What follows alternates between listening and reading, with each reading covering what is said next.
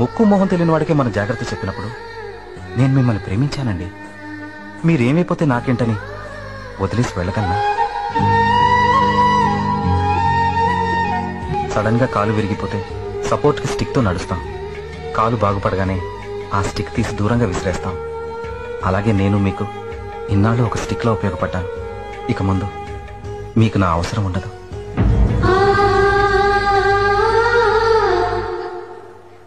తెలుసో తెలియకో ఈ మధ్యకాలంలో రాధ నన్ను ప్రేమించడం మొదలుపెట్టింది.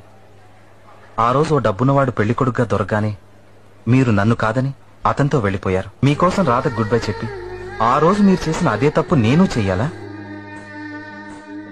డబ్బు రాగానే మారిపోయిన మీకంటే 5 సంవత్సరాలుగా వచ్చిన పెళ్లి కొడుకులందరినీ కాదని చెప్పి నా కోసమే ఎదురు చూసిందే రాధ. ఆమె నాకు ముఖ్యం.